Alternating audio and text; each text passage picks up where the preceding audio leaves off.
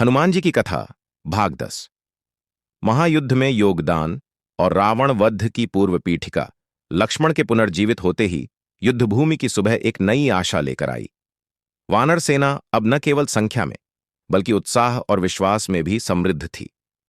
आकाश में जय श्री राम और जय हनुमान के नारे गूंजने लगे थे। राम के नेत्रों में हनुमान के प्रति कृतज्ञता थी, पर साथ ही यह आभास भी कि अब युद्ध निर्णायक मोड़ पर पहुंच चुका है।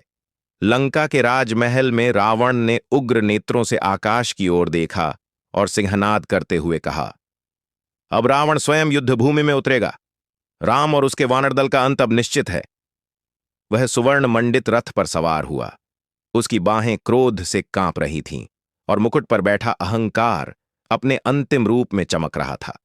रावण जानता था कि अब यह संघर्ष केवल भूमि और सत्ता का नहीं बल्कि अस्तित्व और न्याय का है। युद्ध भूमि में हनुमान जी अब एक सेनापति जैसे व्यवहार कर रहे थे। उनकी दृष्टि हर दिशा पर थी। कहां अंगद लड़ रहे हैं, कहां नील घायल है और कहां राक्षसों की माया छाया फैलाने लगी है। जब वानर सेना पर विषैले बाणों की वर्षा हुई, हनुमान जी ने वृक्षों को ढाल बनाकर सभी को बचाया। उन्होंने रीछराज जामवंत के साथ मिलकर रणनीति बनाई। रावण की सेना को केंद्र से तोड़ो, पंखों से नहीं। उनकी रणनीति युद्ध के प्रवाह को श्रीराम के पक्ष में मोड़ने लगी। मेघनाद, जिसे देवताओं ने भी अद्भुत योद्धा माना था, युद्ध भूमि में उतरा। उसने अग्निबाण, नागबाण और माया के अस्त्रों से वानर सेना को छिन्न भिन्न कर दिया। लक्ष्मण और मेघनाद के बीच भीषण द्वंद्व हुआ। रावण की माया ने आकाश को ढक दिया, लेकिन हनुमान जी ने अपने तेज से उस अंधकार को चीर डाला। हनुमान ने लक्ष्मण को ऊपर उठाकर एक सुरक्षित स्थान पर पहुंचाया और फिर स्वयं मेघनाद की ओर बढ़े। हनुमान और इंद्रजीत का सामना देवताओं के युद्ध जैसा था। मेघनाद ने अपने सबसे शक्तिशाली बाण चलाए, पर हनुमान जी की गति, गदा और भक्ति के आगे वे निष्फल हो गए। हनुमान जी न केवल युद्ध कर रहे थे बल्कि एक रणनीतिक योद्धा की भूमिका निभा रहे थे। 1. घायल योद्धाओं को कंधों पर उठाकर पीछे ले जाना। 2. श्री राम के लिए मार्ग प्रशस्त करना। 3. रावण की सेना के बीच भय उत्पन्न करना। उनके जय घोषों से ही शत्रु पीछे हट जाते थे। उनका प्रभाव इतना गहरा था कि राक्षस कहते, जिसके आगे सूर्य ठहर जाए वह हनुमान, उससे युद्ध नहीं हो सकता। अब युद्ध अपने चरम पर था। रावण और श्रीराम आमने सामने थे।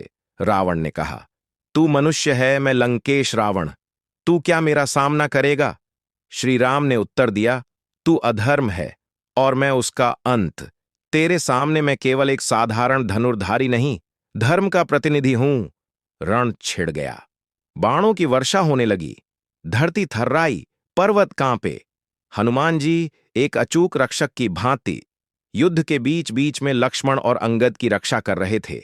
रावण की माया और अस्त्र शस्त्रों के बीच श्रीराम को जिस शक्ति ने सदा संबल दिया वह थी हनुमान की भक्ति। जब एक क्षण के लिए श्रीराम का रथ डगमगाया, हनुमान जी धरती से कूदकर उसे फिर से संतुलित कर दिया। राम मुस्कुराए, हनुमान, तू केवल योद्धा नहीं, तू मेरा आत्मबल है। हनुमान जी ने हाथ जोड़कर कहा, प्रभु, मेरा बल आप ही हैं। मैं तो केवल एक कण हूं जो आपकी सेवा में बहता रहता है। अगले भाग में देखिए रावण वध। जब श्री राम ने धर्म के लिए ब्रह्मास्त्र उठाया, विभीषण का सत्य का पक्ष और हनुमान जी की अंतिम परीक्षा।